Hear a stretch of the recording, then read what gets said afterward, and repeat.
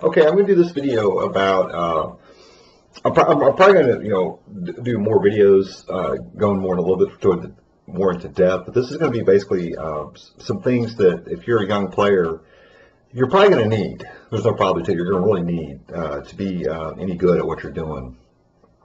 And again, this is stuff that back when I was first starting, a lot of guys, they try to be all macho and over the top about it, and a lot of times they kind of ignored certain things. Which, when you get older, you kind of see the fallacy in what you're doing, right? But the first thing is that you're gonna need you a good tuner, right? And this is a Boss. I actually have a TU3, but this is on TU2 tuner. This is kind of pricey. It's kind of expensive. You don't really need anything too exceptional. I'm just using this as purely an example. You can get you something like this, which is a clip-on tuner. These became really hot. The clip-on tuners became really hot a couple years ago. I really don't. I mean, in a pinch they're okay. But like I said, I'm old school. I like the old 4 tuners. And this one's a good one. Peterson, who makes a strobe tuner. 4 strobe tuners, but they're kind of pricey, right? Strobe tuners are really pricey. They're very accurate. But yeah, you need something like this, right? A tuner. And then this right here, again, this is just for just kind of give you guys an example. This is a metronome, right?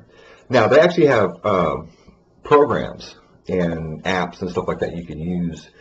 And metronomes are important. And like I said, I'll probably do a video on actually how to use one and little tricks I know to, but yeah, they have apps, and the apps are really good because they actually, you can get really sophisticated. Like you can do 4 beats per measure and stuff, or 4 beats per beat and stuff like that, and things like that. Which again, back in my day, we didn't really have. We basically had something like this, and that was about it. Maybe you might have been able to get like a computer program. They're kind of expensive and they're kind of hard to find. So anyway, this right here. Now, the next one, and again, this is just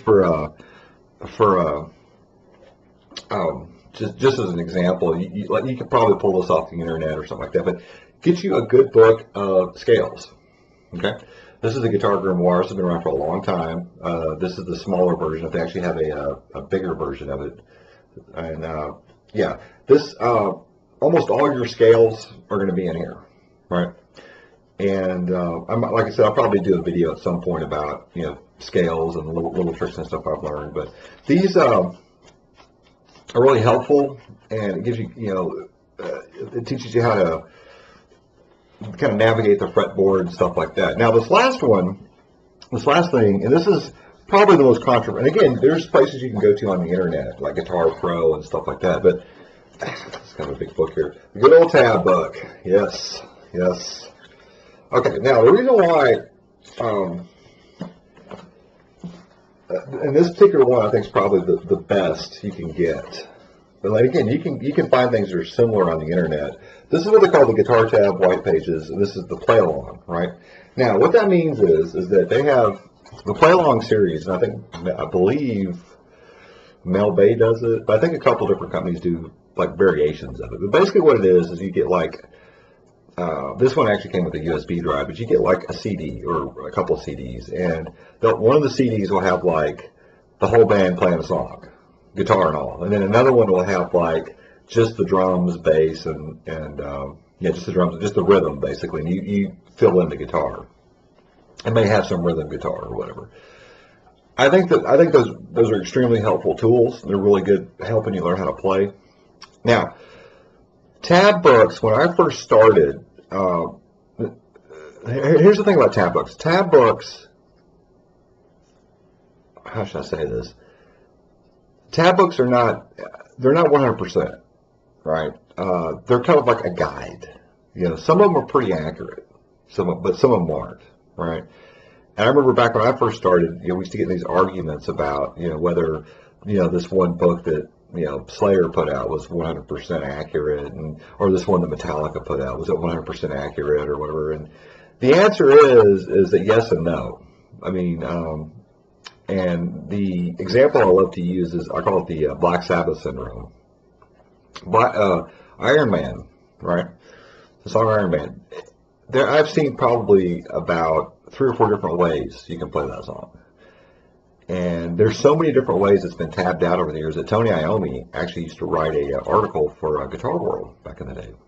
And he actually did an article, one of his articles was about the correct way to play Iron Man. But he said that occasionally he'll actually play it differently, just to kind of change things up, because it's the same notes, right?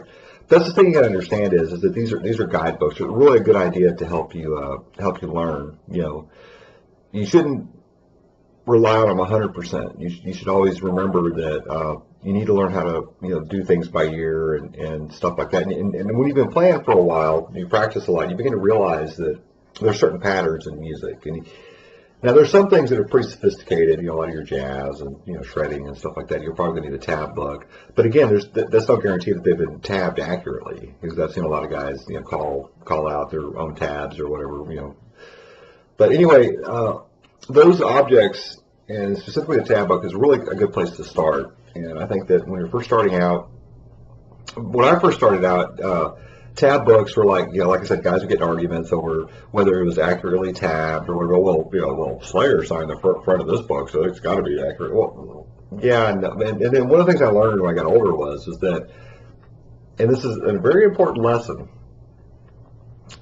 the thing you got to understand is when you're playing guitar, and a lot of people have a hard time with this. They have a hard time with this.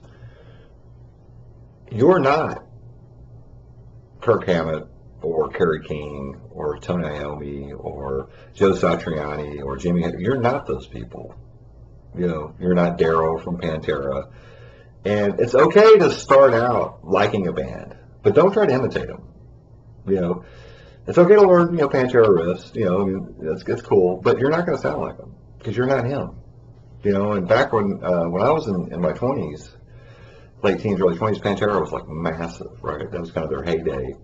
I went to a battle of the bands one time, and like every other band, actually, there was one band that was a really horrible death metal band that kept playing the same riff over and over again. And then there's another band that was kind of and this was back when nu metal first kind of was getting popular. There's another band that's kind of a nu metal. They all had their guitars, that slung around their knees, and they're all jumping around like a bunch of monkeys in the heat or whatever. But every other band was all basically ripping off Pantera. Every one of them. They're all playing Randall RG100 heads.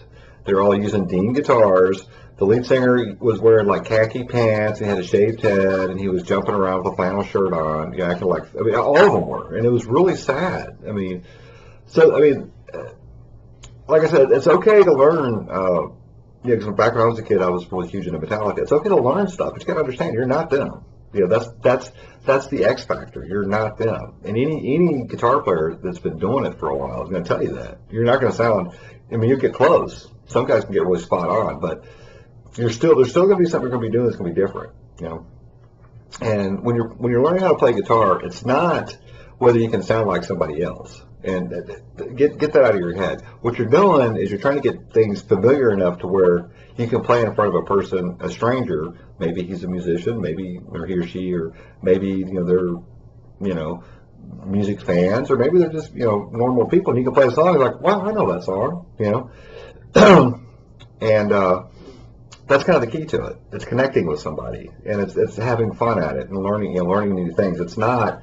Can you sound just like Kerry King? Because there already is a Kerry King, so why sound like him, But anyway, I'm just doing this video to kind of, like I said, I'll probably do some other videos to go more into depth about it. But those are some things I think are pretty essential when you're first starting out. And another thing I want to add about the whole thing about Guitar Tab is that when you're first starting out doing Guitar Tab, it's a good idea to do some songs you really like a lot, but also, every once in a while attempt something that's maybe a little bit unfamiliar to you. Maybe it's a band that maybe you're really not a big fan of, but maybe there's a song or two you like, or something like that. And you'll find that those patterns I keep talking about in music, you're going to hear it in there too. You hear it in pop music, occasionally you'll hear it in country music, especially nowadays, because to me country music and straight rock and roll, there's like really very little difference between them, But yeah, you'll start hearing the patterns and stuff like that. But anyway, like I said, those things you need, like a metronome, a tuner, a good list of scales, whether it's a book or whether you did it off the internet, and some guitar tab, and that should get you going. So anyway, I guess I'll talk to you guys later. Peace out.